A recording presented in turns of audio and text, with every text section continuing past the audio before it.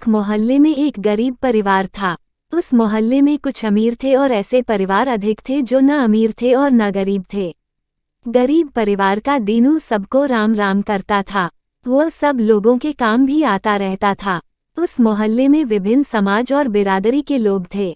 दीनू के पड़ोस में एक परिवार ठाकुर का था। वह बात बात में दीनू की जोरू को भाभी कहता और कभी कभी मजाक भी कर लेता था। हालांकि ठाकुर दीनू से उम्र में बड़ा था।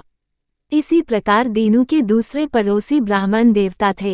एक दिन उसकी पत्नी को दीनू ने बहनजी कर दिया तो ब्राह्मण देवता ने दीनू को साला ही बना लिया। एक दिन दीनू की पत्नी ने ब्राह्मण देवता से भाई साहब कहा तो ब्राह्मण देवता कहने लगा, तेरा आदमी तो मेरी पत्नी को बहनजी कहता है और तू मुझे भाई साहब कहती हो। ये कैसा रिश्ता? तेरा आदमी तो मेरा साला हुआ।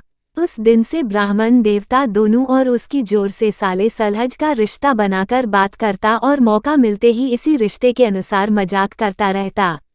अहीर बिरादरी के लोग दीनू की जोरू से भाभी कहते और मजाक करते रहते। उम्र में जो छोटा होता एक वह भाभी कहता और जो उम्र में बड़ा होता वह भी भाभी कहता था। कभी ऐसे भी मौके आते थे कि आपस में काफी कहा सुनी, तू मैं और झगड़ा तक हो जाता। गाली गलौज होती, लेकिन कुछ दिन में सब सामान्य हो जाता और फिर दीनू की जोरू से भाभी कहना शुरू कर देते। कुछ लोग दीनू की बहन से भी मजाक करते रहते थे और जब कभी दीनू के मुंह से उनकी बहन के लिए मजाक निकल जाता तो उसे गाली समझकर वे लोग बेकाबू हो जाते। कभी कभी झगड़ा भी कर लेते और वे लोग जब दीनू को गाली देते तो ब्राह्मण देवता आदि कह देते, क्या है, दीनू तो मेरा साला लगता है। इसी प्रकार जब लोग दीनू की जोरू से मजाक करते तो कह देते, मेरी तो भाभी लगती है। जबकि वे लोग दीनू से उम्र में बड़े होते थे। एक बार दीनू के यहाँ उसकी बिरादरी का एक बुजुर्ग आया। थोड़ी देर वो उसके दरवाजे पर बैठा रहा और लोगों को दीनू की जोरू से मजाक करता देखता रहा। उसे बहुत बुरा लगा। छोटा है ये भी भाभी कह रहा है, बड़ा है वह भी भाभी कह रहा है, बिरादरी का है वह भी भाभी कह रहा है और जो गैर बिरादरी का है वह भी भाभी कह रहा है। बुजुर्ग जब चलने को हुआ तो बोला, भवा, गरीब की जोरू, सबकी भाभी।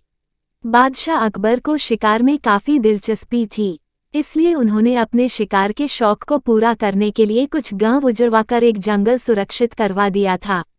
जब कभी उनकी इच्छा होती, अपने साथ कुछ सैनिकों को लेकर वे जंगल में जाते और आखेट कर संध्या को घर लौट आते।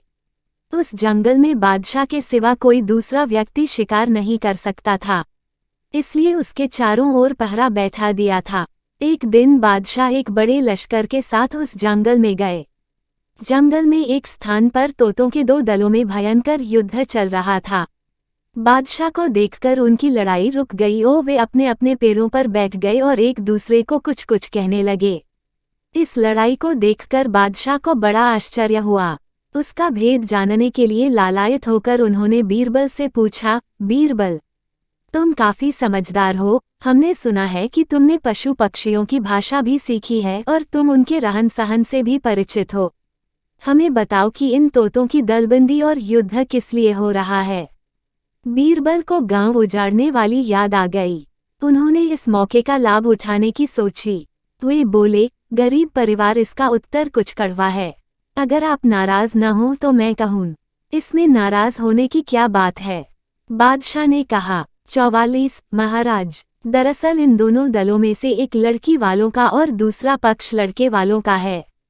दोनों समधी दहेज के लेन देन पर झगड़ रहे हैं। लड़के का बाप कहता है कि दहेज में 40 जंगल दो। लड़की का पिता कहता है कि इस समय इतने जंगल मेरे पास नहीं हैं। ईश्वर की इच्छा होगी तो आगे चलकर इस कमी की पूर्ति कर दूंगा, क्योंकि हमारे बादशाह को शिकार खेलने का बड़ा शौक है। अभी तो इतने ही जंगल को सुरक्षित किया है, आगे चलकर बहुत से गांवों को उजाड़कर जंगलों में बढ़ोतरी की जाएगी। तब तुम मुझसे 40 की जगह 50 जंगल ले लेना। गरीब परिवार ये इसी बात को लेकर लड़ रहे हैं। यद्यपि बीरबल की उपरोक्त बातें कल्पित थी, फिर भी बादशाह पर उनका प्रभाव पड़ा। उनका मन शिकार खेलने की तरफ से उचट गया। शिकार के शौक के लिए जितने गांव उजाड़े गए थे उन्हें हुक्म देकर फिर बसा दिया गया।